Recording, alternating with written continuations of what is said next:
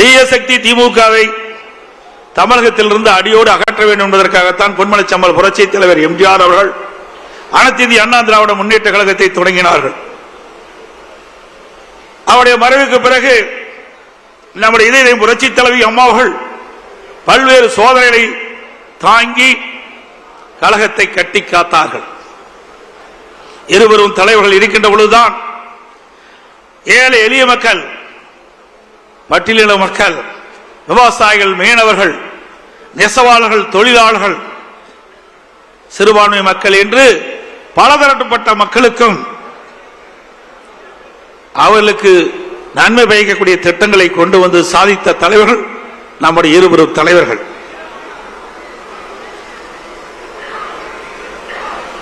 அவருடைய ஆட்சி காலத்தில் தான் மகளிர் மற்றும் இளைஞர்களுக்கு கல்வி, அறிவு, வேலை வாய்ப்பு, நல்வாழ்வு போன்ற அற்புதமான திட்டங்கள் கிடைக்கப்பட்டது. அமைதி, வளம், வளர்ச்சி என்ற அம்மாவின் கொள்கையே நமக்கு தாரக மந்திரமாக கொடுத்தவர் இதயம் புரட்சி தலைவி அம்மா அவர்கள். புரட்சி தலைவர், புரட்சி தலைவி அம்மா ஆகிய இருவரும் வகுத்து தந்த மனித நேயம், மக்கள் நலன், சகோதரத்துவம், சமத்துவம் ஆகியவற்றை எக்காலம் பேணி காப்பது நமது உயிர் மூச்சாக கொண்டிருப்பது அனைத்து இந்திய அண்ணா திராவிட முன்னேற்ற கழகம்.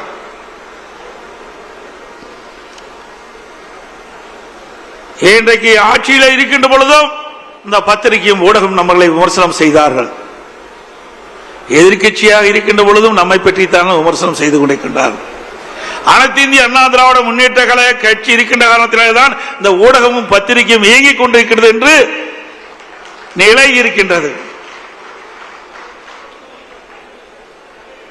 அனைத்து இந்திய அண்ணா திராவிட முன்னேற்ற கழகத்தை பொறுத்தவரைக்கும் பொன்மனச்சம்பல் புரட்சி தலைவர் எம்ஜிஆர், இதயம் புரட்சி தலைவி அம்மா இருவரும் தலைவர்களுக்கு வாரிசு இல்ல, நாம் தாம் வாரிசாக பார்த்தார்கள். நாட்டு மக்களை தான் வாரிசாக பார்த்தார்கள். அவளுக்கு என்ன செய்ய வேண்டும், எது செய்தால் நன்மை கிடைக்கும் என்று எண்ணி எண்ணி எண்ணற்ற திட்டங்களை வழங்கிய காரணத்தினால்தான் இன்றைக்கு அனைத்து இந்திய அண்ணா திராவிட முன்னேற்ற கழகத்தை எவராலும் தொட்டு பார்க்க முடியவில்லை. எனக்கு முன்னாலே தலைமை கழக நிர்வாகிகள் பேசியது போல எவ்வளவு பிரச்சனை. சட்டமன்றத்திலே பெரும்பான்மையை நிரூபிக்கின்ற பொழுது இருக்கின்ற மேடையிலே வீட்டிருக்கின்ற அமைச்சர் பெருமக்கள் அப்பொழுது அமைச்சராக இருந்தால் அந்த காட்சியெல்லாம் நாம் பார்த்தோம். அந்த தீர்மானம் நிறைவேற்றக்கூடாது என்பதற்கு நம்மோடு இருந்தவர்களே சில பேர் எதிரியோடு சேர்ந்து கைகோர்த்து ஒரு சோதனையை உருவாக்கினார்கள். சட்டமன்ற மாமன்றத்திலே சட்டப்பேரவை தலைவருடைய உத்தரவின் பேரிலே பெரும்பான்மை நிரூபிக்கின்ற தீர்மானத்தை கொண்டு வருகின்ற பொழுது இப்ப முதலமைச்சர் அன்றைக்கு எதிர்க்கட்சி தலைவராக இருந்தார். அவரும் அவரோடு சேர்ந்த சட்டமன்ற உறுப்பினர்களும் எப்படி நடந்து கொண்டார் என்பது தொலைக்காட்சியின் வாயிலாக நாம் அத்தனை பேரும் பார்த்தீர்கள். உங்களுடைய ஆதரவால் சட்டமன்ற உறுப்பினருடைய ஆதரவால் முதலமைச்சராக தேர்ந்தெடுக்கப்பட்டு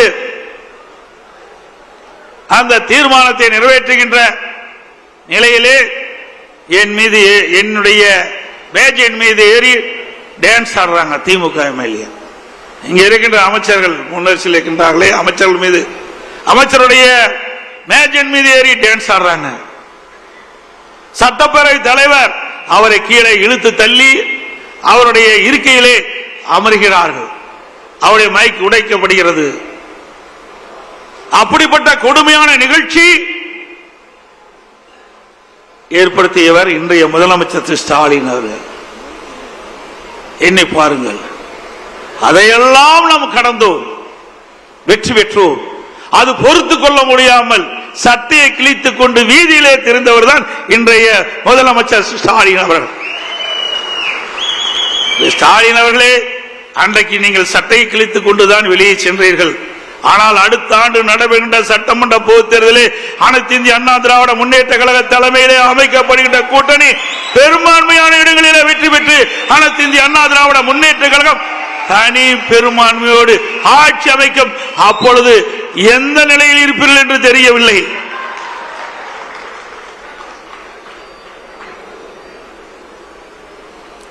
மேலும் அனைத்து இந்திய அண்ணா திராவிட முன்னேற்ற கழகம் ஆட்சியில் அமர்ந்த பிறகு அதை உடைக்க பல்வேறு சதித்திட்டங்கள் தீட்டப்பட்டன. அதை முடக்க பல்வேறு நடவடிக்கைகள் எடுக்கப்பட்டன. பல்வேறு வழக்குகளை தொடர்ந்தார். அதையெல்லாம் தாண்டிதான் நாம் ஒரு சிறப்பான ஆட்சியை நாட்டு மக்களுக்கு கொடுத்தோம். இன்றைக்கும் எதிர்க்கட்சிகள், ஏன் திராவிட முன்னேற்ற கழக கட்சி கூட நம்முடைய ஆட்சியை பற்றி விமர்சனம் செய்ய முடியவில்லை.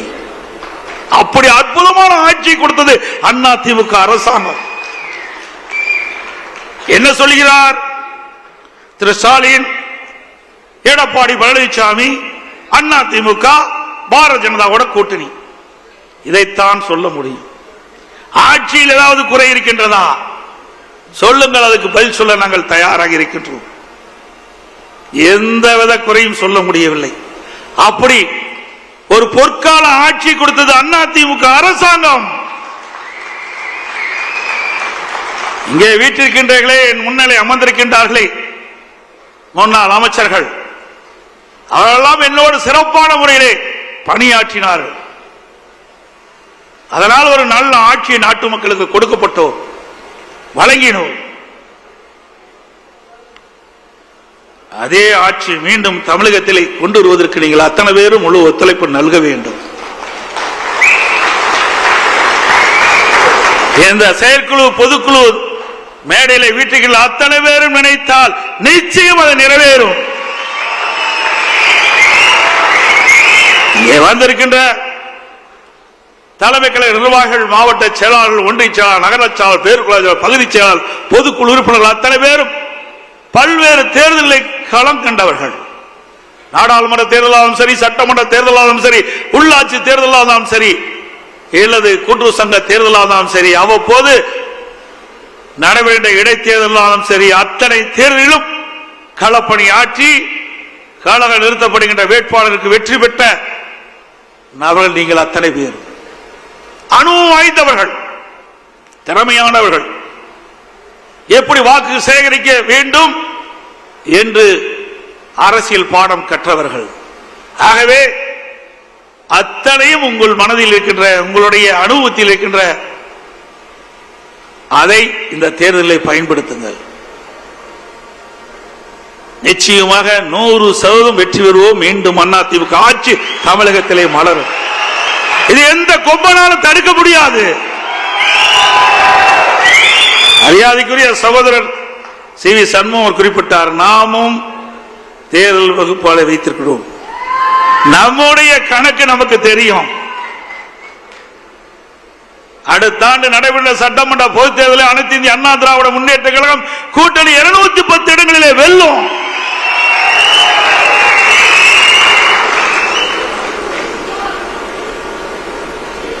நம்முடைய கழக நிர்வாகிகளுக்கே சில நேரத்தில் சந்தேகம் ஏற்பட்டது. அதையெல்லாம் போக்குவது எங்களுடைய கடமை என்ற அடிப்படையிலே சில விளக்கங்களை தர விரும்புகின்றேன். எனக்கு முன்னாலே தலைமை கழக நிர்வாகிகள் குறிப்பிட்டதை போல வேறு 2 லட்சம் வாக்குகளிலே 43 சட்டமன்ற உறுப்பினர்களை இழந்தோம். அதனால் ஆட்சி இழந்து இன்னைக்கு எதிர்க்கட்சி வரிசையிலே அமர்ந்திருக்கின்றோம். அதுவும் யார் சூழ்ச்சியால் அந்த வாக்குகள் இழக்கப்பட்ட என்ற விவரத்தையும் அவர்கள் சொன்னார்கள். 2011 2020 வரைக்கும் ஒரு பொற்கால ஆட்சி கொடுத்தது அனைத்து இந்திய அண்ணா திராவிட முன்னேற்ற கழகம். அந்த காலகட்டத்திலே நாம் தேர்தலிலும் சந்தித்தோம். இன்றைக்கு 1991 திமுக 2 இடம் தான் வெற்றி பெற்றது. திமுக 2 இடத்துல தான் ஜெயிச்சாங்க. நம்முடைய அம்மாவுடைய தலைமையிலே அமைக்கப்பட்ட கூட்டணி பெரும்பாலான இடங்களில் அனைத்தும் வெற்றி பெற்றது. ஒரு சரித்திர சாதனையை படைத்தோம். அதற்கு பிறகு 2006 நாம் 4 இடங்களில் தான் வெற்றி பெற்றோம். 2001 மீண்டும் அனைத்து இந்திய அண்ணா திராவிட முன்னேற்ற கழகம் வெற்றி பெற்று இதை புரட்சி தலைவி அம்மாவில் தமிழகத்திலே முதலமைச்சராக தேர்ந்தெடுக்கப்பட்டார். 2006 திராவிட முன்னேற்ற கழகம் 96 இடங்களிலே வெற்றி பெற்று மைனாரிட்டி ஆட்சி நடைபெற்றுக் கொண்டிருந்தது. 2011 அனைத்து இந்திய அண்ணா திராவிட முன்னேற்ற கழகம் மீண்டும் வெற்றி பெற்று திராவிட முன்னேற்ற கழகம் எதிர்க்கட்சி வரிசையில் கூட அமர முடியவில்லை.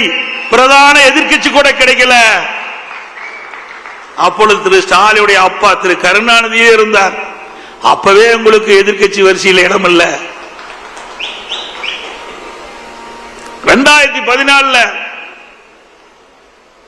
ஒரு நாடாளுமன்ற உறுப்பினர் கூட திமுகவுக்கு வெற்றி பெற முடியல. 2014 ஒரு நாடாளுமன்ற திமுக கட்சி சேர்ந்த வெற்றி பெற முடியல. திமுக கூட்டணி கட்சி சேர்ந்த வெற்றி பெற முடியல.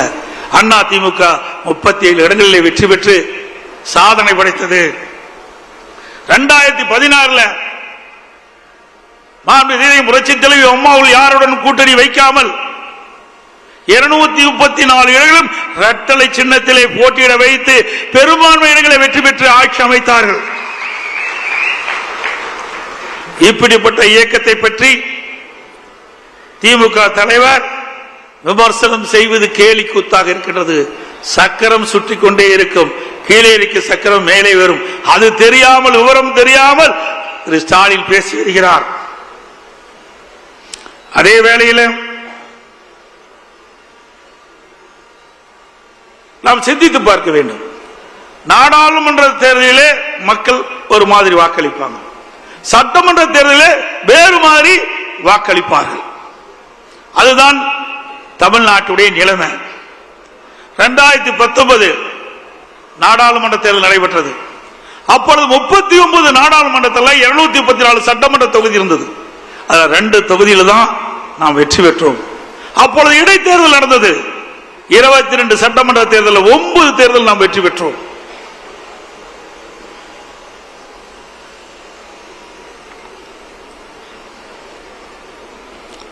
ரெண்டாயிரத்தி 21 அனைத்து இந்திய அண்ணா திராவிட முன்னேற்ற கழக தலைமையில் அமைக்கப்பட்ட கூட்டணி 75 இடங்களில் நாம் வெற்றி பெற்றோம்.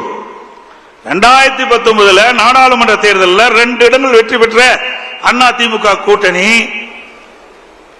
ஒரு இடத்துல தான் எம்பியில் நாம் வெற்றி பெற்றோம் 2019. ஆனா எம்எல்ஏ தொகுதியில் வரும்போது 2 இடத்துல வெற்றி பெற்றோம்.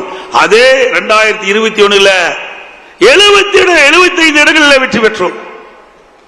அதே போல 2019 நாடாளுமன்ற தேர்தல் அப்ப திராவிட முன்னேற்ற கழகத்தை சேர்ந்தவர்கள் அந்த சட்டமன்ற இடைத்தேர்தலில் போட்டியிட்டாங்க. அண்ணா திமுக எதிர்த்து அண்ணா திமுக திமுக 2 தான் 22 சட்டமன்ற இடைத்தேர்தல் நாம் போட்டியிட்டோம். அதுல 9 எம்எல்ஏ நாம ஜெயிச்சோம். அப்ப நிலக்கோட்டை சட்டமன்ற தொகுதி நாடாளுமன்றத்தில் திமுக சுமார் 39,000 வாக்குகளை வெற்றி பெறாங்க. அதே நிலக்கோட்டை சட்டமன்ற தொகுதியில் அண்ணா திமுக 25,000 வாக்குகளை வெற்றி பெற்றோம். ஒரே நேரத்தில் தேர்தல் நடைபெறுகிறது. நாடாளுமன்றத்தில் திமுக போட்டியிடுறது, சட்டமன்றத்திலையும் திமுக போட்டியிடுது. ஆனால் நாடாளுமன்றத்தில் அதிக வாக்கு வாங்குறாங்க, சட்டமன்றத்தில் அண்ணா திமுக அதிகமாக வாக்குது. இப்படி 9 சட்டமன்ற இடைத்தேர்தலிலும் அண்ணா திமுக வீழ்த்தியது. அந்த 9 சட்டமன்ற தொகுதியிலும் நாடாளுமன்ற தொகுதியை பொறுத்த வரைக்கும் அவர்கள் அதிகமாக வாங்கினாங்க. இதுதான் நிலைமை. அது மட்டுமல்ல, 2024 சட்டமன்ற நாடாளுமன்ற தேர்தல் நடைபெற்றது. அதுல 39 தொகுதி திமுக தான் வெற்றி பெற்றாங்க. அந்த 234 சட்டமன்ற தொகுதியில் அண்ணா திமுக கூட்டணி அந்த எம்எல்ஏ தொகுதி 234 சட்டமன்ற தொகுதி 39 நாடாளுமன்றத்தில் வருது. 10 இடங்கள் நாம் வெற்றி பெற்றோம். இன்றைக்கு பாரதிய ஜனதா அண்ணா திமுக கூட்டணி அமைச்சிருக்குது. 2024 நாடாளுமன்ற தேர்தலில் அண்ணா திமுக கூட்டணி வாங்கின வாக்கு, திமுக பாரதிய ஜனதா கூட்டணி வாங்கின வாக்கு ரெண்டையும் சேர்த்துனா 41.33%. அண்ணா திமுக வாங்கின வாக்கு நாடாளுமன்றத்தில் 23.5%. பாரதிய ஜனதா நாடாளுமன்றத்திலே வாங்கின வாக்கு இரண்டையும் சேர்த்தா 41.33%. அப்போ இந்த 234 சட்டமன்ற தொகுதி 39 நாடாளுமன்றத்தில் இருக்குது. இதுல அந்த 41.33% வாக்குல பார்த்தா 84 சட்டமன்ற தொகுதி வெற்றி பெறுகிற வாய்ப்பு இருக்குது. அதிகமா வாங்கியிருக்கிறோம். 84 சட்டமன்ற தொகுதியில அதிகமான வாக்குகளை பெற்றுக்கிறோம்.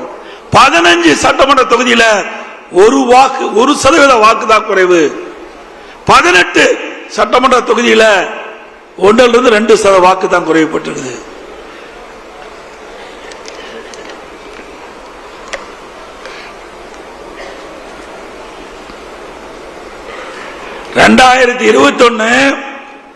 சட்டமன்ற பொது தேர்தல், 2019 நாடாளுமன்ற தேர்தல் ரெண்டு ஒப்பிட்டு நான் சொன்னேன். 2019 நாடாளுமன்ற தேர்தலில் அந்த நாடாளுமன்ற தேர்தல் 2 இடங்கள் தான் எம்எல்ஏ தொகுதியில் வெற்றி பெற்றோம். 21 75 தொகுதி வெற்றி பெற்றோம். இப்போ அதிமுக பாரதிய ஜனதா கூட்டணி அமைச்ச பிறகு 84 இடங்களை வெற்றி பெற்றிருக்கிறோம். அப்போ 19 2 இடங்களை வெற்றி பெற்ற போது 84 என்று சொன்னால் 75 என்று சொன்னால் இப்பொழுது 84 என்றால் அடுத்த ஆண்டு நடைபெற்ற சட்டமன்ற பொது தேர்தல் 210 இடங்களில் அதிமுக தலைமையில் அமைக்கக்கூடிய கூட்டணி வெல்லும்.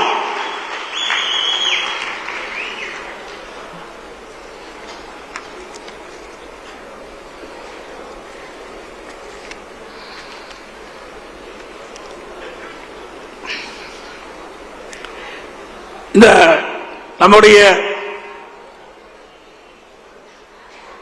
தீர்மானத்தில் கூட அதை கொண்டாந்திருக்கிறோம். திமுக கவர்ச்சிகரமா 2021 சட்டமன்ற பொது தேர்தலில் சுமார் 525 அறிவிப்புகளை வெளியிட்டாங்க. நிறைவேற்ற முடியாத அறிவிப்புகளை வெளியிட்டு மக்களை ஏமாற்றி கொள்ளைப்புறத்தின் வழியாக ஆட்சிக்கு வந்த பிறகு சுமார் 4% அந்த அறிவிப்பை கூட நிறைவேற்ற முடியாத ஒரு சூழ்நிலை. அதுல முக்கியமானது கல்வி கடன் ரத்துனாங்க, இல்ல கேஸ் சிலிண்டர் மானியம் கொடுக்கல, பெட்ரோல் டீசல் விலை குறைக்கல, நீட் தேர்வு ரத்துனாங்க, அதுக்கு ரகசியம் இருக்குன்னு சொன்னாங்க. இதுவரைக்கும் ரகசியத்தையே சொல்லல துணை முதலமைச்சர். 100 நாள் வேலை திட்டம் 150 நாளாக உயர்த்தப்பட்டாங்க, உயர்த்தல, ஏழை மக்களை ஏமாத்திட்டாங்க. அரசு காலி பணியிடங்கள் அரசாங்கத்தில் 3 லட்சம், அரசு சார்ந்த நிறுவனத்தில் 2 லட்சம், மொத்தம் 5 லட்சம் காலி பணியிடங்கள் நிரப்புனாங்க. இது வரைக்கும் நிரப்பல. கடந்த சட்டமன்ற பொது தேர்தலில் வெறும் 50,000 பேர் தான் அரசு ஊழியர்கள் நிரப்பப்பட்டதா அறிவிச்சாங்க. இந்த 4.5 ஆண்டுகளில் அரசு பணியாளர்கள் சுமார் 75,000 பேர் பணி ஓய்வு பெற்றுக்கிறாங்க. அதோட அதிமுக ஆட்சியில கொண்டு வரப்பட்ட தாலிக்கு தன்மை திட்டம் நிறுத்திட்டாங்க. அம்மா விழிக்கலை கைவிட்டுட்டாங்க. அம்மா இருசக்கர வாகனம் அதையும் கைவிட்டுட்டாங்க. இப்படி மக்களுக்கு நன்மை பயக்கக்கூடிய அதிமுக ஆட்சியில போடப்பட்ட திட்டங்களை எல்லாம் நிறுத்திய அதுதான் திமுக ஆட்சியுடைய சாதனை. அடிக்கடி ஸ்டாலின் சொல்லுவதெல்லாம் நாங்க குடும்ப தலைவிக்கு 1000 ரூபாய் கொடுத்துட்டோம். எப்ப கொடுத்தீங்க? அதிமுக தொடர்ந்து சட்டமன்றத்தில் அழுத்தம் கொடுத்தோம். தேர்தல் நேரத்தில் குடும்ப தலைவிக்கு 1000 ரூபாய் கொடுப்பதாக தேர்தலில் அறிவிப்பை கொடுத்துவிட்டு அவருடைய வாக்குகளை பெற்று ஆட்சிக்கு பிறகு கொடுக்கப்பட்ட வாக்குறுதியை நிறைவேற்றவில்லை. அதனால கொடுக்கப்பட்ட வாக்குறுதியை நிறைவேற்றுகின்ற விதமாக மாதந்தோறும் குடும்ப தலைக்கு 1000 ரூபாய் கொடுக்க வேண்டும் என்று பிரதான எதிர்க்கட்சி என்ற முறையில் நம்ம தொடர்ந்து சட்டமன்றத்தில் அழுத்தம் கொடுத்தோம். தொலைக்காட்சியின் வாயிலா தெரிவிச்சோம், ஊடகத்தின் வாயிலா தெரிவிச்சோம். நம்முடைய சட்டமன்ற உறுப்பினர்கள் தொடர்ந்து சட்டமன்றத்தில் அழுத்தம் கொடுத்தாங்க. அதிமுக பொதுக்கூட்டத்திலே தொடர்ந்து விமர்சனம் பண்ணோம். வேறு வழி இல்லாம 28 மாதம் கழிச்சு அதிமுக கொடுக்கப்பட்ட அழுத்தத்தின் காரணமாக தான் மாதந்தோறும் குடும்ப தலைவிக்கு 1000 ரூபாய் கிடைச்சிருக்கு. எப்ப ஸ்டாலின் நேற்றைய தினம் குறிப்பிடுறார், மேலும் 30 லட்சம் பேர்களுக்கு விதியை தளர்த்தி குடும்ப தலைவிக்கு 1000 ரூபாய் மாதந்தோறும் கொடுப்பதா சொல்றாங்க. அப்படின்னா இன்னும் 4 மாசம் தான் கொடுக்க முடியும். 56 மாதம் கொடுக்கல. குடும்ப தலைவருடைய கஷ்டத்தை பார்த்து கொடுக்கல. அடுத்த ஆண்டு நடைபெறுகின்ற பொது தேர்தலை மனதிலே வைத்துக் கொண்டு திரு ஸ்டாலினுடைய அரசாங்கம் விதியை தளர்த்தி 30 லட்சம் பேர்களுக்கு மேலும் மாதந்தோறும் 1000 ரூபாய் குடும்ப தொகை தருவதாக சொல்லிக்கிறாங்க. ஆக தேர்தலுக்காகத்தான் கொடுக்கிறாங்க ஒழிய இந்த குடும்ப தலைவி படுகிற கஷ்டத்துக்காக கொடுக்கல. நீங்கள் எவ்வளவு பணம் கொடுத்தாலும் மக்கள் வாங்கிக் கொள்வார்கள். ஆனால் ஓட்டு மட்டும் அதிமுக கூட்டணிக்கு தான் போடுவாங்க. அதோட இன்னைக்கு மக்கள் செல்வாக்கு இழந்துட்டார் ஸ்டாலின் அவர்கள். இளைஞருடைய செல்வாக்கையும் இழந்து விட்டார். அதனால இப்பொழுது அறிவிப்பு கொடுத்திருக்கிறார். கல்லூரியிலே படிக்கின்ற மாணவர்கள், அரசு கல்லூரியிலே படிக்கின்ற மாணவர்களுக்கு லேப்டாப் கொடுப்பதா சொல்லியிருக்கிறாங்க. தொடர்ந்து 4 ஆண்டு காலம் சட்டமன்றத்தில் அழுத்தம் கொடுத்தோம். அனைத்து இந்திய அண்ணா திராவிட முன்னேற்ற கழக அரசு இருக்கின்ற பொழுது, புரட்சி தலைவர் அம்மா இருக்கின்ற பொழுது, அரசு பள்ளி படிக்கின்ற மாணவர்களுக்கு ஒரு விஞ்ஞான கல்வி கொடுக்க வேண்டும், அறிவுபூர்வமான கல்வி கிடைக்க வேண்டும். இதற்காக மடிக்கணினி திட்டத்தை கொண்டு வந்தார்கள். சுமார் 52 லட்சம் மடிக்கணினி கொடுத்தோம். அதை வலியுறுத்தி சட்டமன்றத்திலே நாங்கள் தொடர்ந்து பேசினோம். என்னுடைய சட்டமன்ற உறுப்பினர்களும் பேசினார்கள். தொடர்ந்து பத்திரிகையின் வாயிலாக, ஊடகங்களின் வாயிலாக நம்முடைய கருத்தை தெரிவித்தோம். அப்பொழுதெல்லாம் ஸ்டாலின் இந்த திட்டத்தை கொண்டு வருவதற்கு உடன்படல. இன்றைக்கு மக்கள் செல்வாக்கு இழந்த காலத்தினாலே, இளைஞருடைய செல்வாக்கு இழந்த காலத்தினாலே அடுத்த ஆண்டு சட்டமன்ற தேர்தல் நடைபெறுகிறதை முன்னிட்டு 10 லட்சம் மாணவர்களுக்கு, அரசு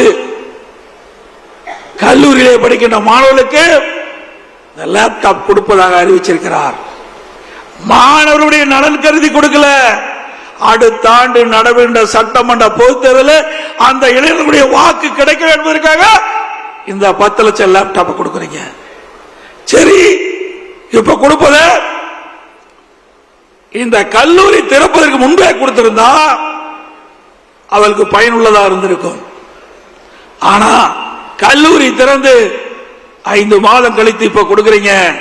அந்த கல்லூரியில் மாணவர் சேர்ந்த உடனே அவருடைய சொந்த பணத்தில் லேப்டாப் வாங்கி இன்றைக்கு அதன் மூலமாக அறிவுத்திறனை வளர்த்திட்டு இருக்கிறாங்க. இந்த லேப்டாப் கொடுப்பதனால என்ன பயன் எண்ணி பாருங்க. இதை கொடுப்பதை மட்டும் வேண்டாம் என்று சொல்லவில்லை. கொடுப்பதை உரிய நேரத்தில் கொடுத்தீங்களா? இல்ல. அவருடைய வாக்கு தேவை.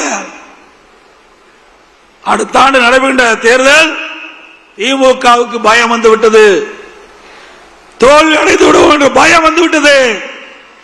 அதனால அவசரமாக இன்றைக்கு அரசு கல்வியிலே படிக்கின்ற மாணவர்களுக்கு லேப்டாப் கொடுப்பதாக அறிவிச்சிருக்கிறாங்க.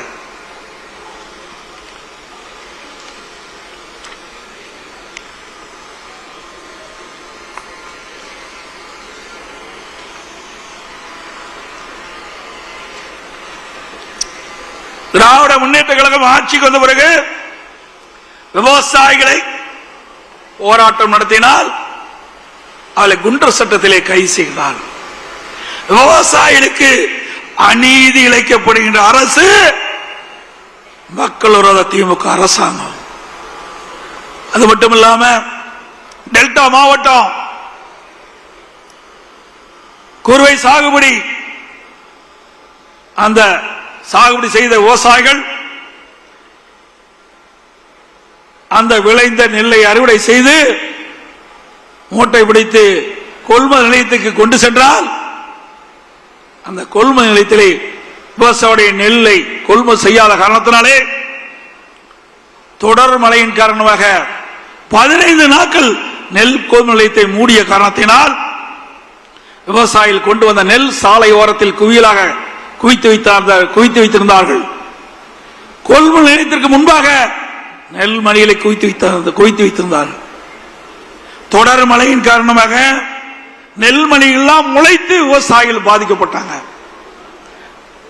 நம்முடைய டெல்டா மாவட்டத்தில் நம்முடைய கழக மாவட்ட செயலாளர்கள், தலைமை கழக நிர்வாகிகள், முன்னாள் அமைச்சர் வேண்டுகோளை ஏற்று நான் ஓடோடி சென்று டெல்டா மாவட்ட விவசாயிகளை சந்தித்து நேரடி கொள்முதல் நிலையத்துக்கு சென்று அவர்களுக்கு ஆறுதல் கூறி என்ன வரும் என்று கேட்டேன். அப்பொழுது குறிப்பிட்டார்கள், 15 நாட்களாக இந்த நெல்லை நாங்கள் காவல் காத்துக் கொண்டிருக்கின்றோம். இந்த அரசாங்கம் கொள்முதல் நிலையிலே கொள்முதல் செய்யவில்லை. கொள்முதல் செய்யப்பட்ட நெல்லையும் அந்த குடோனில் அடுக்கி வைத்திருக்கிறார்கள். அது வெளியிலே சென்றால்தான் நெல் கொள்முதல் செய்ய முடியும்.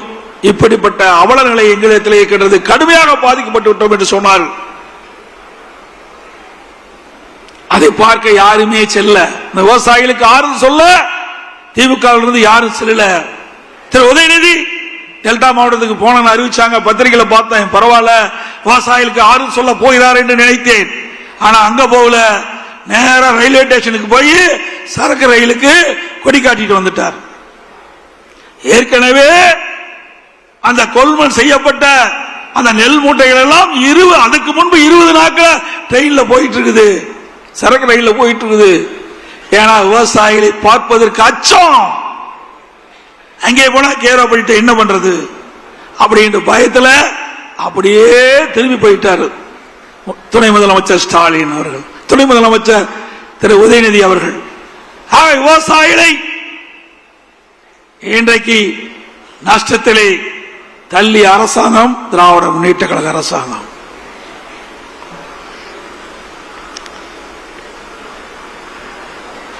அதே போல திராவிட முன்னேற்ற கழகம் ஆட்சிக்கு வந்த பிறகு விலைவாசி வெண்ணெய் முட்டுகின்ற அளவுக்கு உயர்ந்து போச்சு. ஏழை மக்கள் வாங்கிட சக்தி இழந்து விட்டார்கள். அரிசி விலை உயர்வு, பருப்பு விலை உயர்வு, எண்ணெய் விலை உயர்வு. இந்த ஏழை மக்களை காப்பதற்கு பதிலாக இந்த அரசு ஆட்சிக்கு வந்த பிறகு இந்த விலைவாசி உயர்வால் நம்முடைய ஏழை மக்கள் வாட்டி வதைக்கின்ற நிலையை நாம் பார்க்கின்றோம். அதோடு கட்டுமான பொருட்கள் விலை கேட்க வேண்டிய அவசியமே இல்லை, அந்த அளவுக்கு உயர்ந்து போச்சு. ஜல்லி விலை உயர்வு, கம்பி விலை உயர்வு, சிமெண்ட் விலை உயர்வு, செங்கல் உயர்வு, மர விலை உயர்வு. இப்படி அவல ஆட்சி இன்றைக்கு நடந்து கொண்டிருக்கிறது தமிழகத்திலே. அதோடு மின் கட்டணம் சுமார் 52% உயர்த்தினாங்க. ஆண்டுக்கு 5% உயர்த்தப்பட்டு விட்டது. ஸ்டாலின் ஒரு காலகட்டத்தில் குறிப்பிட்டார், மின்சாரத்தை தொட்டாத்தான் ஷாக் அடிக்கும், மின் கட்டணத்தை கேட்டாலே ஷாக் அடிக்கும் என்று சொன்ன திரு ஸ்டாலின் அவர்கள் குறைந்ததான் நம்ம அம்மா இருக்கும் போது குறைவாத்தான் நாம் மின் கட்டணத்தை நாம் உயர்த்தணும். ஆனா திமுக ஆட்சி போல 52% உயர்த்தல, நிலை கட்டணத்தில் உயர்த்தல, ஆண்டுக்கு 5% மின் கட்டணத்தில் உயர்த்தல. இப்பொழுது என்ன நிலைமை? மின்சாரத்தை தொட்டாத்தா ஷாக் அடிக்கும், கரண்ட் பில்ல கேட்டாலே ஷாக் அடிக்குது. அப்படிப்பட்ட நிலைமை. வீட்டு வரி 100% உயர்ந்து போச்சு, கடை வரி 150% உயர்ந்து போச்சு, குடிநீர் வரி உயர்வு, குப்பை வரி உயர்வு. இப்படி வரி மேல் வரி போட்டு மக்களை வாட்டி வதைக்கின்ற அரசாங்கம் திமுக அரசாங்கம். இதே அண்ணா திமுக ஆட்சியில ஒப்பிட்டு பாருங்கள், மின் கட்டணம் எவ்வளவு குறைவு, வீட்டு வரி எவ்வளவு குறைவு, கடை வரி எவ்வளவு குறைவு. ஆக மக்களுக்கு நன்மை கிடைத்தது அண்ணா திமுக ஆட்சியிலே. இன்றைக்கு திராவிட முன்னேற்ற கழக ஆட்சியிலே வரி மேல் வரி போட்டு மக்களை உறிஞ்சுகின்ற, ரத்தத்தை உறிஞ்சுகின்ற நிலைதான் இன்றைய நிலை என்பதை நாம் எண்ணி பார்க்க வேண்டும். நெசவாளுடைய நிலை பரிதாபமான நிலை. நெசவு தொழில் நலிவடைந்து விட்டது. அதை சீர் செய்ய அரசு எந்த நடவடிக்கை எடுக்கல. விசைத்தறி தொழில் அழிந்து போய்விட்டது, உண்டான நடவடிக்கை எடுக்கல. அதில் இருக்கின்ற தொழிலாளர்கள் வேலையில்லாத காரணத்தினாலே வறுமையில் வாடி அவருடைய உடல் உறுப்புகளை விற்கின்ற அவல நிலைக்கு இந்த ஆட்சியிலே போய்விட்டது. இன்றைக்கு இந்தியாவிலே எத்தனையோ மாநிலம் இருக்குது. தமிழகத்தில் ஆட்சி வீட இந்த ஸ்டாலின் மாடல் அரசாங்கத்திலே உடல் உறுப்பை விற்று வாழ்க்கை நடத்தக்கூடிய ஒரு துர்பாகிய நிலை இந்த ஆட்சியிலே தான் பார்க்கப்படுகிறது. ஒரு திமுக சட்டமன்ற உறுப்பினர் அவருடைய மருத்துவமனையிலே இந்த வறுமையில் வாடுகின்ற தொழிலாளிகளுடைய உடல் உறுப்பு கிட்னியை முறைகேடாக பெற்று அந்த முறைகேடு விசாரித்தது இதே திராவிட முன்னேற்ற கழக ஆட்சி. அவர் மீது இது எந்த நடவடிக்கை எடுக்கல. ஆனா அண்ணா திமுக ஆட்சிக்கு வந்த பிறகு இந்த கிட்னி முறைகேட்டில் ஈடுபட்டவர்கள் மீது சட்டப்பூர்வமாக நடவடிக்கை எடுக்கப்படும். இந்த ஆட்சியில் உடல் உறுப்பு கூட விட்டு வைக்கல. அப்படி மோசமான ஆட்சி இன்றைக்கு தமிழகத்திலே நடைபெற்றுக் கொண்டிருக்கின்றது.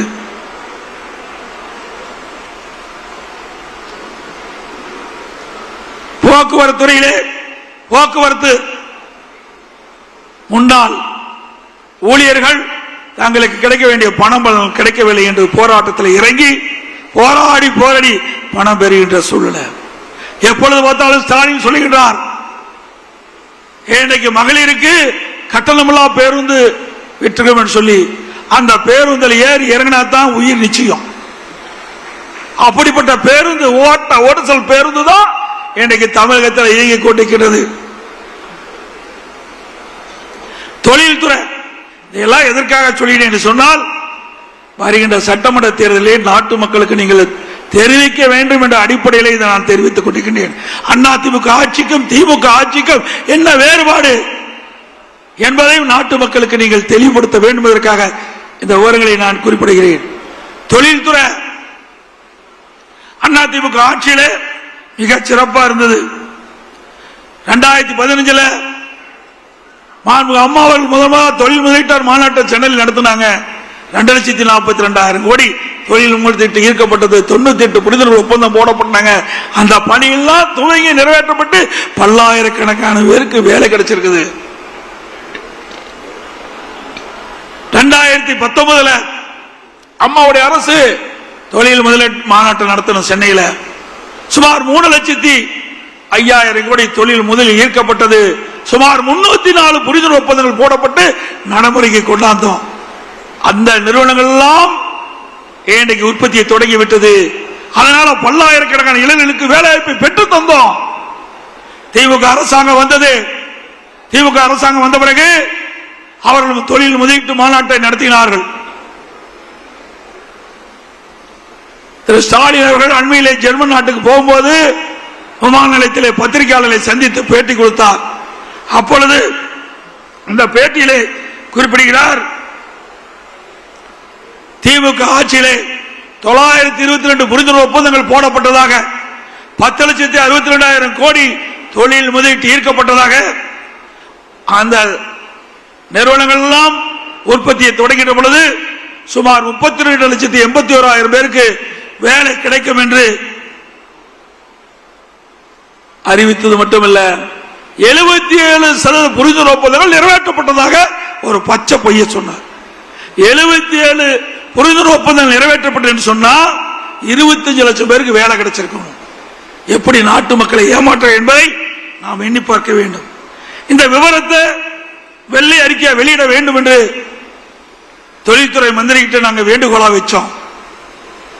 திராவிட முன்னேற்ற கழகம் ஆட்சி பொறுப்பேற்ற பிறகு எவ்வளவு முதலீடு ஈர்க்கப்பட்டது, எவ்வளவு புரிந்துணர்வு ஒப்பந்தங்கள் நடைமுறைக்கு வந்தது, எவ்வளவு பேருக்கு வேலை கிடைச்சது என்ற புள்ளி விவரத்தை நீங்கள் வெளியிட வேண்டும். வெள்ளை அறிக்கை என்று கேட்டா வெள்ளை பேப்பரை வெளியிடுறார். அதுதான் உண்மை. எதையுமே செய்யல. செஞ்சிருந்தா தானே அவர்கள் அறிப்பை வெளியிட முடியும். இப்படிப்பட்ட நிலைமை பொய்ய பேசி பேசி உண்மையாக்க பார்க்கிறாங்க விடியா திமுக ஆட்சியில். எனக்கு முன்னால தலைமை செயலர் அறிவிச்சவர் வேலுமணி சொன்னாங்க, திமுக ஆட்சியில் எந்த ஒரு பெரிய திட்டத்தையும் கொண்டாடல. அண்ணா திமுக ஆட்சியில கொண்டு வரப்பட்டு நிறைவேற்றப்பட்ட திட்டங்களை தான் ஸ்டிக்கர் ஒட்டி திறந்துட்டு இருக்காங்க. அத்திக்கடை அவனாசி திட்டம் அண்ணா திமுக ஆட்சியிலே போடப்பட்டது. ஸ்டிக்கர் ஒட்டி திறக்கிறார். கோவையிலே கோவை அவனாசி ரோட்ல பிரம்மாண்டமான மேம்பாலம், அதிக தூரம் உள்ள உயர்மட்ட மேம்பாலம் கட்டியது அண்ணா திமுக ஆட்சியில. அங்க மட்டுமல்ல, தமிழ்நாடு முழுவதும் ரயில்வே கடவுக்கு குறுக்கே மேம்பாலம், சாலை சந்திப்பிலே மேம்பாலம், ஆற்று குறுக்கே மேம்பாலம், நல்ல சாலை வசதி, கூட்டு குடிநீர் திட்டம், கடலீரை குடிநீராக்கு திட்டம், இப்படி பல திட்டங்களை கொண்டு வந்து நடைமுறைப்படுத்த ஒரே அரசாங்கம் அண்ணா திமுக அரசாங்கம். இப்படி ஏதாவது ஒரு திட்டத்தை உங்களுக்கு கொண்டு வர முடிஞ்சுதா? இல்ல.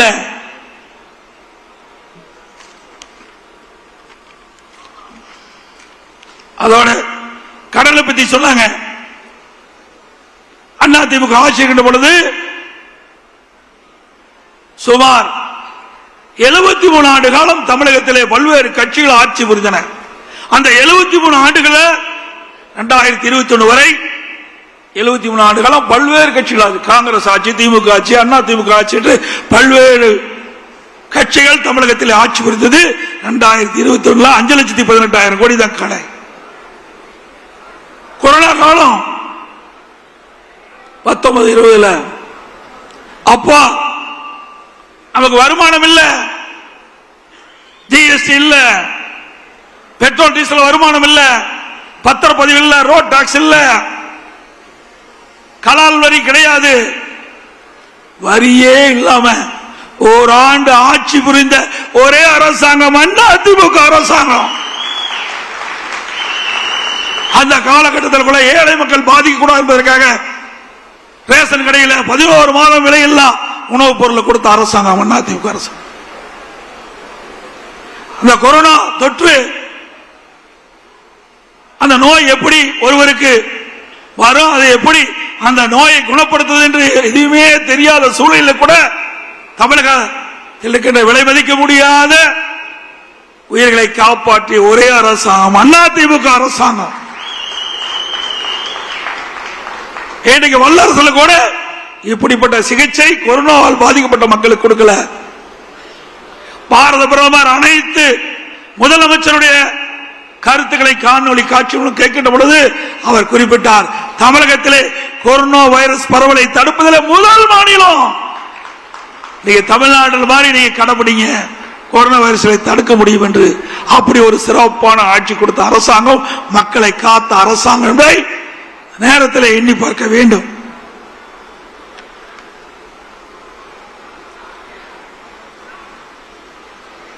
இன்றைக்கு தொலைக்காட்சியை நாம பார்த்தாவே கொலை, கொள்ளை, திருட்டு, வழிப்பறிவு, பாலியல் கொடுமை தான் தினந்தோறும் வர்ற செய்தியா இருக்குது. அப்பெல்லாம் பாத்தீங்கன்னா தங்க என்ன விலை, வெள்ளி என்ன விலையெல்லாம் வரும். இப்ப கொலை நிலவரம் என்ன நிலவரம் வந்துகிட்டு இருக்குது. அப்படிப்பட்ட அவல ஆட்சி தமிழகத்தில் நடைபெற்றுக் கொண்டிருக்கிறது. இன்றைக்கு தமிழகத்தில் போதைப் பொருள் நிறைந்த மாநிலமாக காட்சியளிக்குது. ஆக அதையெல்லாம் தடுக்க திறமையற்ற அரசாங்கமா திமுக அரசு இருக்குது.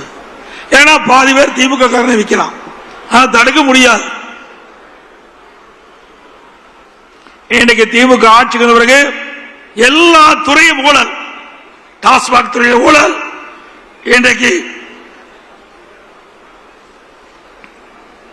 ஒப்பந்தம் மற்றும் விற்பனை முறைகேடல், மணல் கடத்தல், போக்குவரத்து துறையிலே ஊழல், மின்சார வாரியத்திலே ஊழல், அதோட மதுரையில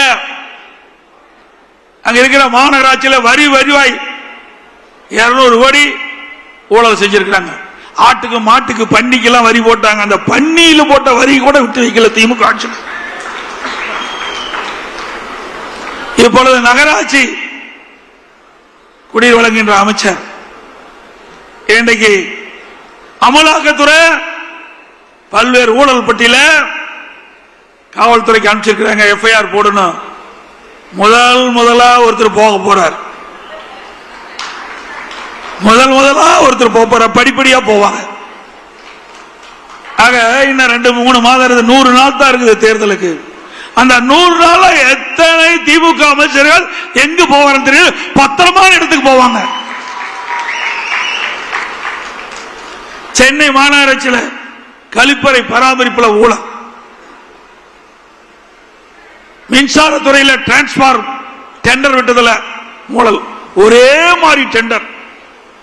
இன்னைக்கு 3 லட்சத்துக்கு சொன்னா 12 பேரும் 3 லட்சத்துக்கு கோட் பண்ணியிருக்கிறாங்க. இப்படி அப்பட்டமாக ஊழல் செய்கிற ஒரே அரசாங்கம் திமுக அரசாங்கம். பத்திரப்பதிவு உங்களுக்கு எல்லாத்துக்கும் தெரியும். இப்படி இந்தியாவிலேயே பிரிச்சு பார்த்து பத்திரப்பதிவு செஞ்சு அதில் ஊழலிலே திளைக்கின்ற ஒரே அரசாங்கம் திமுக அரசாங்கம்.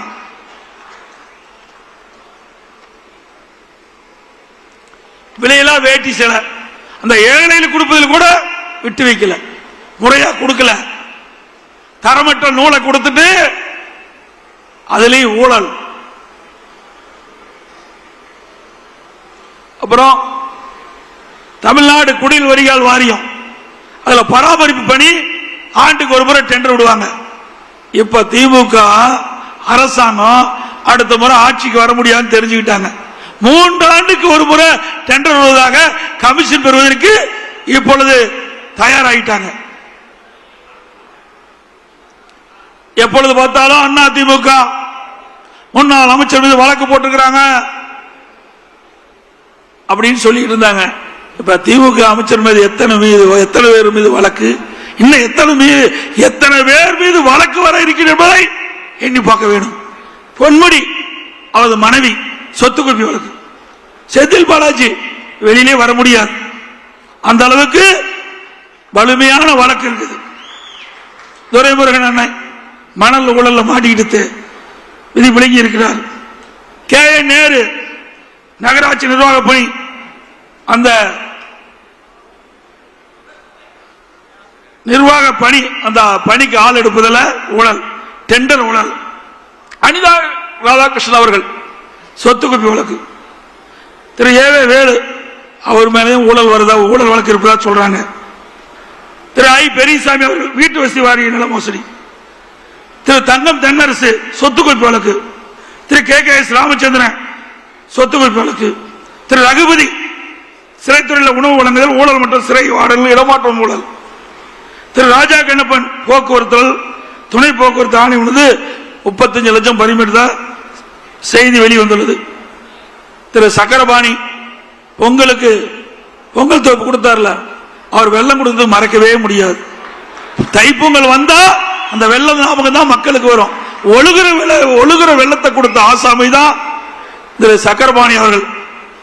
அதே போல சிவசங்கர் அவர்கள். இப்படி பல பேர் ஊழல் பட்டியலில் இடம் பெற்றுக்கிறீங்க. எங்களை பார்த்தா ஊழலை பத்தி பேசுறீங்க.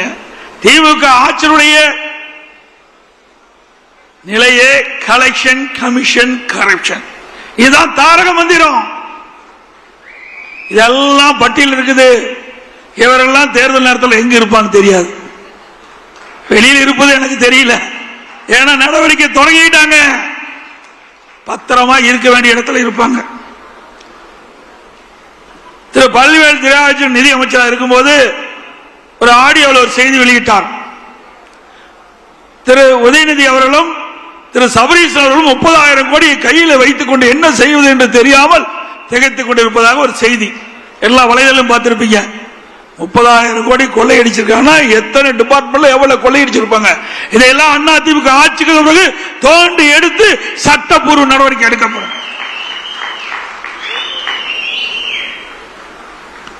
திமுக பொறுத்த வரைக்கும் அந்த காலத்திலிருந்து இந்த காலம் வரை திமுக ஊழல், ஊழல்னா திமுக, அதுதான் நிலை.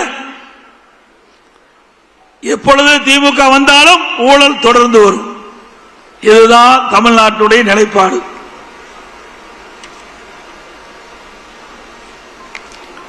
திராவிட முன்னேற்ற கழக ஆட்சியில் கள்ளக்குறிச்சி கள்ளச்சாராய மரணம், அது உயர்நீதிமன்றத்தில் வழக்கு போட்டாங்க. அந்த வழக்கில் சிபிஐ விசாரணைக்கு வேண்டும் என்று உத்தரவு போட்டது. உடனே டெல்லிக்கு போறார். இதில் உங்களுக்கு என்ன பயம்? திராவிட முன்னேற்ற கழகத்தை கட்சி சேர்ந்தவரை காப்பாற்ற வேண்டும் என்பதற்காக இன்றைக்கு டெல்லியில போய் மேல்முறையீடு செய்கிறீங்க. பிறகு அண்ணா நகர் சிறுமி உயர்நீதிமன்றத்தில் அவளுக்கு நியாயம் கிடைக்க வேண்டும். அது மாநில அரசுக்கு காவல்துறை விசாரித்தால் நியாயம் கிடைக்காது. அதன் அடிப்படையில் உயர்நீதிமன்றத்தில் வழக்கு. அதனால அந்த சிறுமி அந்த வழக்கை சிபிஐ விசாரிக்க உத்தரவு போடுறாங்க உயர்நீதிமன்றம். அதை எடுத்து உச்ச நீதிமன்றம் போறாங்க. அதோட ஆம்ஸ்டாங் கொலை வழக்கு, அவருடைய உறவினர்கள் வழக்கு போடுறாங்க. அதை மாநில அரசு விசாரிக்க கூடாது, சிபிஐ விசாரிக்க வேண்டும். இன்னைக்கு சென்னை உயர்நீதிமன்றம் அதை சிபிஐ விசாரிக்க வேண்டும் என்று உத்தரவு போட்டது. அதை எடுத்து டெல்லிக்கு போறாங்க. எவ்வளவு வெட்கக்கேடானது! ஆக யாரையோ காப்பாற்றுவதற்காக இந்த அரசு துடித்துக் கொண்டிருக்கிறது. இதெல்லாம் அனைத்து இந்திய அண்ணா திராவிட முன்னேற்ற கழக ஆட்சி அமைந்தவுடன் இதையெல்லாம் விசாரித்து உண்மை குற்றவாளிகளை இந்த நாட்டுக்கு அடையாளம் காட்டப்படும்.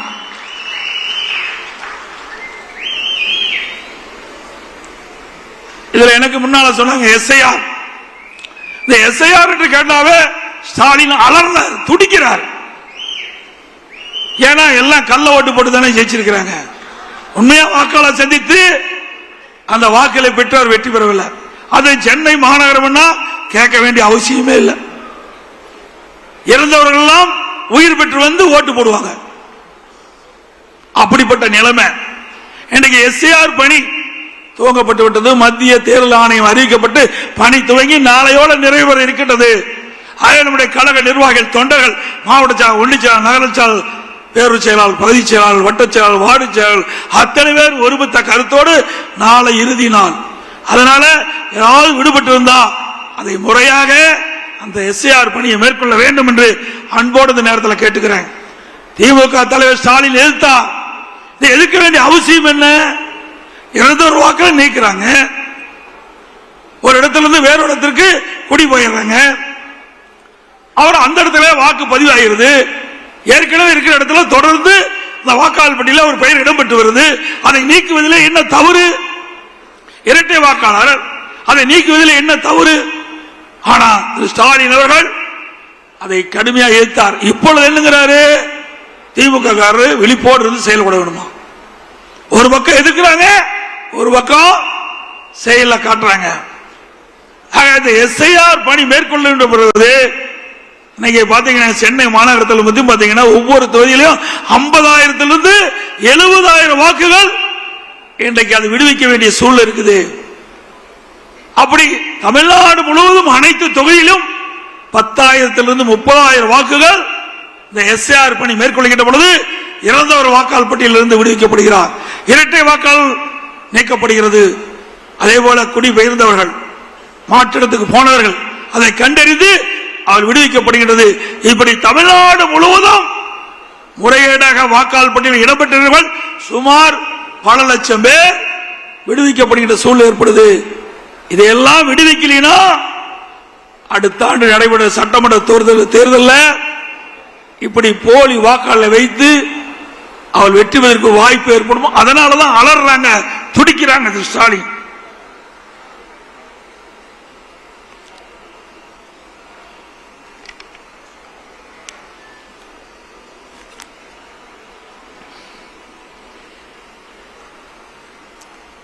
எப்பொழுது பார்த்தாலும் ஸ்டாலின் சொல்லிக்கொண்டே இருப்பது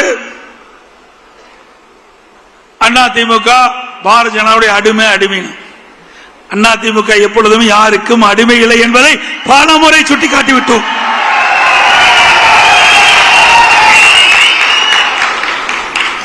இதே திராவிட முன்னேற்ற கழகம் திரு கருணாநிதி இருக்கின்ற பொழுது 1999 ஆண்டு நாடாளுமன்ற தேர்தலில் பாரதிய ஜனதாவுடைய கூட்டணி போட்டு வெற்றி பெற்று திரு வாஜ்பாய் அவர்களுடைய மத்திய அமைச்சர்களே திமுக எம்பி இடம் பெற்றிருந்தாங்க. திரு முரசொலி மாறன் அவர்கள் மத்திய அமைச்சராக இருந்தார். அப்போ உடல்நிலை சரியில்லாமல் இருந்த போது ஓராண்டு மருத்துவமனையில் இலாக்கா மந்திரியா வச்சிருந்தாங்க. 2001 சட்டமன்ற பொது தேர்தல், அப்பொழுது பாரதிய ஜனதா திமுக கூட்டணி அங்க வச்சது. அப்பெல்லாம் பாரதிய ஜனதா கட்சி நல்ல கட்சி, திமுக கூட்டணி வச்சா நல்ல கட்சி, அண்ணா திமுக கூட்டணி வச்சா மதவாத கட்சி.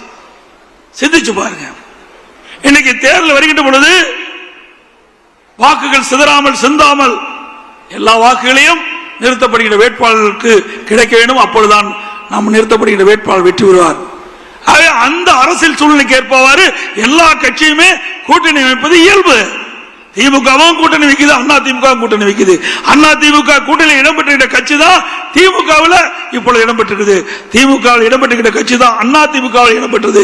இப்படி கால சூழ்நிலைக்கு ஏற்ப அந்த கூட்டணி மாறி மாறி இருக்கும். ஆனா திரு ஸ்டாலினால பொறுக்க முடியல. அண்ணா திமுக பாரதிய ஜனதா கூட்டணியை அமைச்ச உடனே கதறாரு, துடிக்கிறாரு. அப்பொழுது 1999 2001 கூட்டணி வச்ச போது திரு கருணாநிதி குறிப்பிடுறார். 23/6/1999 முரசொலியில் 6ஆம் பக்கம், அதாவது பாரதிய ஜனதா திமுக கூட்டணி அமைச்ச பிறகு அப்ப முரசொலியில் 6ஆம் பக்கத்தில் 23/6/1999 வருது. சிறுபான்மை மக்களிடம் பாஜக பற்றி ஒரு சந்தேகத்தை ஒரு சிலர் உருவாக்கி வைத்திருக்கின்றார்கள் என்பது உண்மைதான். பொய்யான பிரச்சாரம் செய்கிறார்கள். அதற்கு ஈடு கொடுத்து விட்டு அதை முறியடிக்க வேண்டிய பொறுப்பு இளைஞர்களாகிய உங்களுக்கு இருக்குன்னு சொல்றார். யாரு? கருணாநிதி சொல்றார். எப்ப அப்பா பாரதிய ஜனதா கட்சி நல்ல கட்சி தலைவரை குறிப்பிடாரு. ஏன் நாங்க கூட்டணி வச்சா தவறா பேசுறீங்க? இது நாங்க சொல்லல. திராவிட முன்னேற்ற கழக தலைவர் திரு கருணாநிதி அவர்கள் அவருடைய கட்சி பத்திரிகை முரசொலியில 23/6/99 வந்த செய்தி.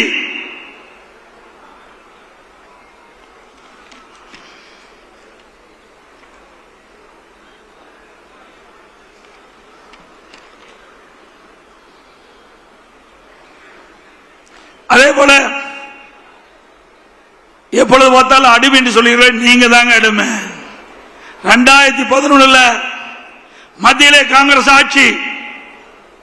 அப்பொழுது அந்த காலகட்டத்தில் சட்டமன்ற தேர்தல் வர இருக்கிறது. அப்ப சட்டமன்ற தேர்தல் வருகின்ற பொழுது அண்ணா அறிவாலயத்தில் முதல் மாடியில் கலைஞர் தொலைக்காட்சியில் முறைகேடு தான் சிபிஐ ரெய்டு நடந்தது.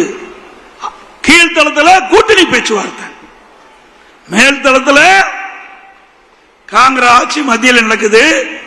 அங்க சிபிஐ ரெய்டு, கீழ்த்தளத்தில் கூட்டணி பேச்சுவார்த்தை. இப்படி மிரட்டி பணிய வைத்து அடிமையாக இருந்தது திமுக. அண்ணா திமுக அப்படி அல்ல.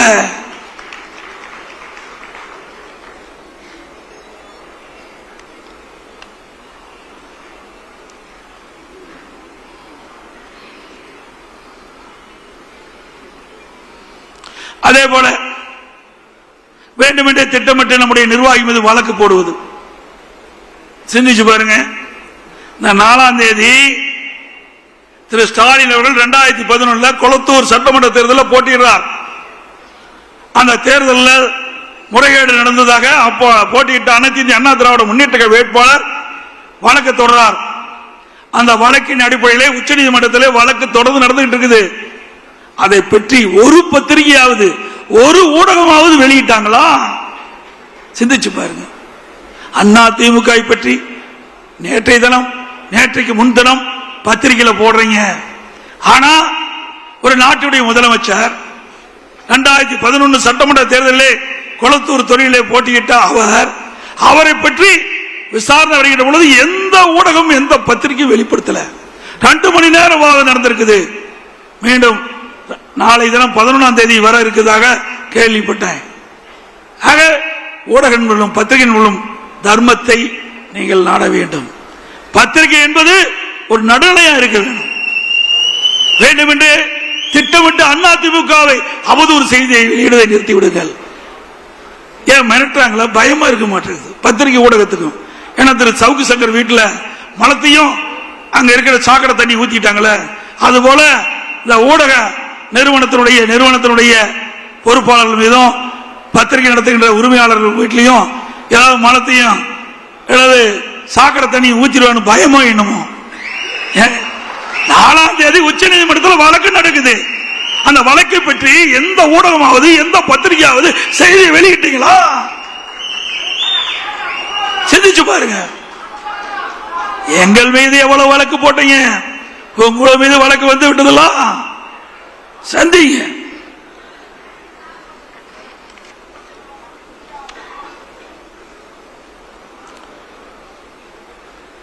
திராவிட முன்னேற்றங்களை உருவாக்கிய பேர் அண்ணா அவர்கள் கலம் ஒரு குடும்பம். நாங்க இன்றைக்கு திமுக கருணாநிதி குடும்பம் மாறி போச்சு.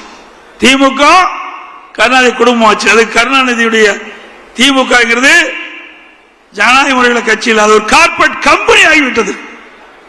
நீங்க பாத்தீங்கன்னா திரு கருணாநிதி முதலமைச்சர் வந்தாரு, அதுக்கு பிறகு ஸ்டாலின் முதலமைச்சர். இப்ப உதயநிதி கொண்டு வருவதற்கு துடிச்சிட்டு இருக்காரு. ஒருபோதும் நடக்காது. ஸ்டாலின் ஒருபோதும் நடக்காது. அவர் எம்எல்ஏ ஆக்குனீங்க, அப்புறம் மந்திரி ஆக்குனீங்க, துணை முதலமைச்சர் ஆக்கிருக்கிறீங்க. அந்த உழைத்தவர்கள் எல்லாம் ஓரம் கட்டப்பட்டிருக்கிறார். துரைமுருகன் அவர்கள் இப்பொழுது இருக்கின்ற சட்டமன்ற உறுப்பினர்களே அதிக நாள் சட்டமன்ற உறுப்பினர் இருந்தவர் அண்ணன் துரைமுருகன் அவர்கள். எமர்ஜென்சின்னு எப்ப பார்த்தாலும் ஸ்டாலின் பேசிட்டு இருப்பார். மிசா சட்டத்தில் நாங்கள் சிறை சென்றோம் சொன்னார். அப்பொழுதும் துரைமுருகன் அவர்களும் எமர்ஜென்சியில் பாதிக்கப்பட்டவர் தான். அப்படிப்பட்டவர்களுக்கு உங்களால் துணை முதலமைச்சர் கொடுக்க முடியல. திரு கருணாநிதி குடும்பத்தில் இருந்தவர்கள், திரு ஸ்டாலின் குடும்பத்தில் இருந்தவர்களுக்கு தான் ஆட்சியிலும் பங்கு, அதிகாரத்திலும் பங்கு. அப்படிப்பட்ட நிலைமை தான் திமுக இருக்குது. அனைத்து இந்திய அண்ணா திராவிட முன்னேற்ற கழகத்தில் அப்படி இல்ல, ஜனநாயகம் உள்ள ஒரு இயக்கம். யார் வேணாலும் உழைத்தால், கட்சிக்கு விசுவாசமா இருந்தால் உச்சபட்ச பதவிக்கு வர முடியும்.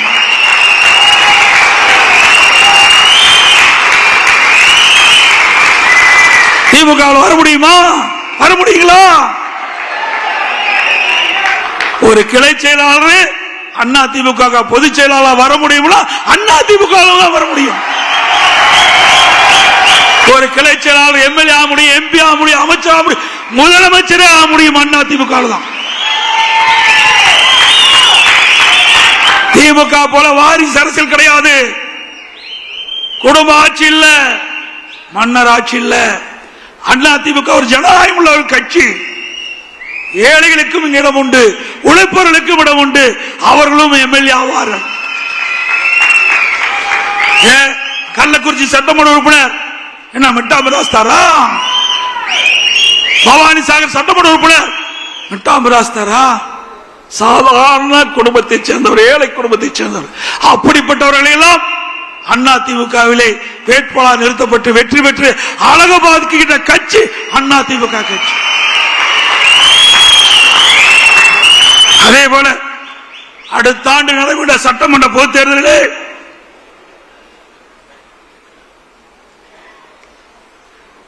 இங்கே வந்திருக்கிற பல நிர்வாகிகள் வேட்பாளராக வருவதற்கு வாய்ப்பு உண்டு என்பதை இந்த நேரத்தில் தெரிவிக்கிறேன். இயக்கத்துக்கு விசுவாசமாக உழைக்கின்றவர்கள் நிச்சயமாக கிடைக்கும். எனக்கு பின்னாலும் இன்னும் எத்தனை நூற்றாண்டுகள் வந்தாலும் அனைத்து இந்திய அண்ணா திராவிட முன்னேற்ற கழகம் மக்களுக்காக இயங்கும் அப்படின்னு இதே புரட்சி தலைவி அம்மா அவர்கள் சட்டமன்றத்திலே சூளுரைத்தார்கள். அதை நனவாக்கின்ற விதமாக ஒவ்வொருவரும் தேனீக்களை போல, எறும்பை போல சுறுசுறுப்பாக பணியாற்றி நமக்கு விழக்கூடிய வாக்குகள் சிந்தாமல் சிதறாமல் தேர்தல் நேரத்திலே அவளை அழைத்து வந்து பதிய வைத்து தலைமை கழகம் அறிவிக்கப்படுகிற வேட்பாளர்கள் கூட்டணி கட்சியைச் சேர்ந்த வேட்பாளர் வெற்றி பெற செய்ய வேண்டும் என்று இருகிற கோப்பைகளை வேண்டி கேட்டுக் கொள்கிறேன்.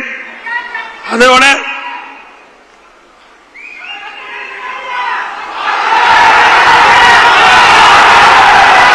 அதே போல மாண்புமிகு புரட்சி தலைவி அம்மா இருக்கின்ற பொழுது இன்றைக்கு ஏழை எளிய மக்களுக்கு தை பிறந்தால் வழிபிறக்கும்.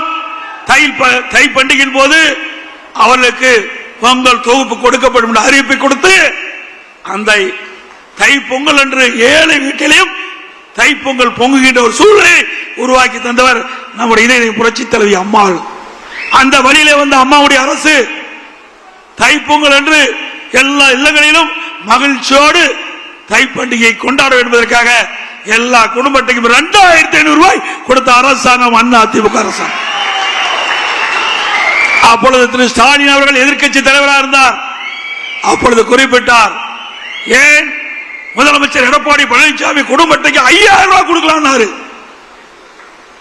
5000 ரூபாய் கொடுக்கலாம் திரு ஸ்டாலின் சொன்னார்.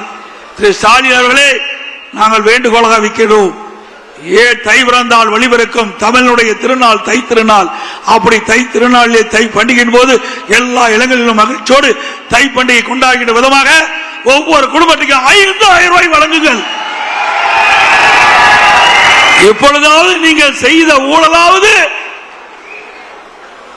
எவ்வளவோ ஊழல் செய்து விட்டீர்கள், எவ்வளோ மக்கள் பணத்தை கொள்ளையடித்து விட்டார்கள், இனியாவது கடைசி காலகட்டத்திலாவது மக்களுக்கு மகிழ்ச்சி ஊட்டுகின்ற விதமாக இந்த தை பண்டிகை மகிழ்ச்சிகரமாக கொண்டாடுகின்ற விதமாக ஒரு 5000 ரூபாய் நீங்கள் வழங்க வேண்டும். எவ்வளவோ கொள்ளையடிச்சிட்டு இருக்கிறீங்க, ஆனா மக்களுக்காக எந்த திட்டமும் கொடுக்கல, எந்த பெரிய திட்டமும் இந்த ஆட்சியில் வரல. இதையாவது இந்த ஏழைகளுக்காக செய்ய வேண்டும் என்று வேண்டுகோளாக வைத்து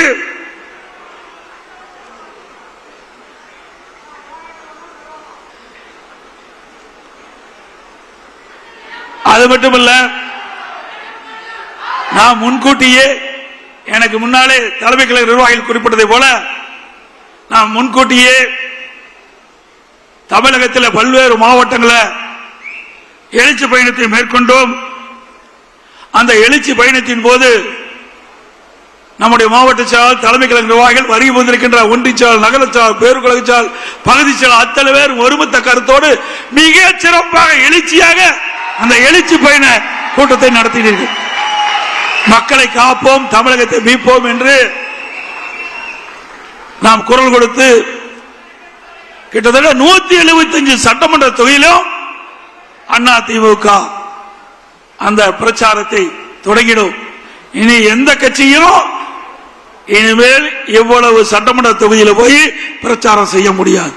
அப்படி அருமையான எழுச்சி பயணம் மேற்கொண்டது. அதுக்கு அத்தனை மாவட்ட கலைச்சாளர், தலைமை கழக நிர்வாகிகள், வருகின்ற ஒன்றிய நகர பேரூராட்சி பகுதிகள் அத்தனை பேரும் சிறப்பான முறையில் ஏற்பாடு செய்தார்கள். அதுக்கு நன்றியை இந்த நேரத்தில் தெரிவித்துக் கொள்கின்றேன்.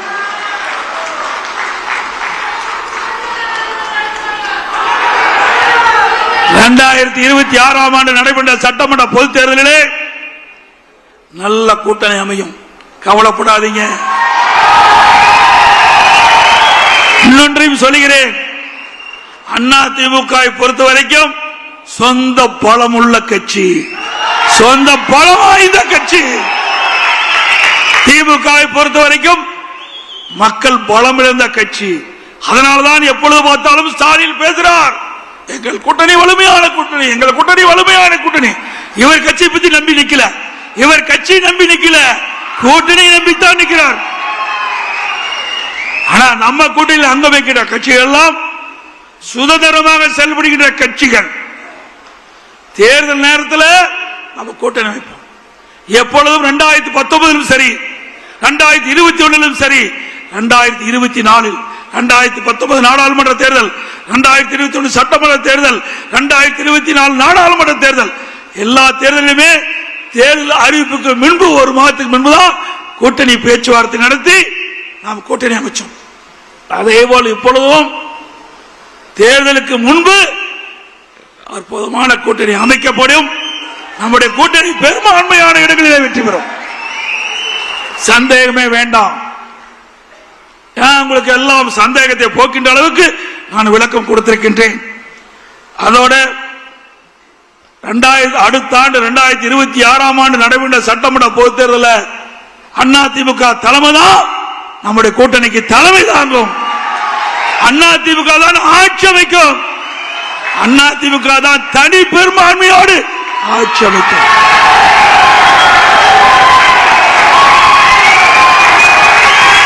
அதோடு 2026 ஆண்டு நடைபெற்ற சட்டமன்ற பொதுத் தேர்தலை வெற்றி பெற்று ஆட்சி அமைத்து அடுத்த ஆண்டு நடைபெறுகின்ற பொது செயற்குழு பொதுக்குழு கூட்டத்தில் அதிமுக ஆட்சி நடக்கும். அது எந்த கொம்பனாலும் தடுத்து நிறுத்த முடியாது. இன்னைக்கு மக்கள் விடியா திமுக ஆட்சியை வீட்டுக்கு அனுப்ப முற்பட்டு விட்டார்கள். மக்கள் ஒரு ஆட்சி அகற்றப்பட வேண்டும் என்று மக்கள் கொதித்து எழுப்பிவிட்டார்கள். எப்பொழுது தேர்தல் வரும் என்று காத்துக் கொண்டிருக்கின்றார்கள். தேர்தல் வந்தால் திராவிட முன்னேற்ற கழகம் கூட்டணி தோல்வி பெறும், அதிமுக தலைமையில் அமைக்கிற கூட்டணி வெற்றி பெறும், அதிமுக ஆட்சி அமைக்கும் என்று சொல்லி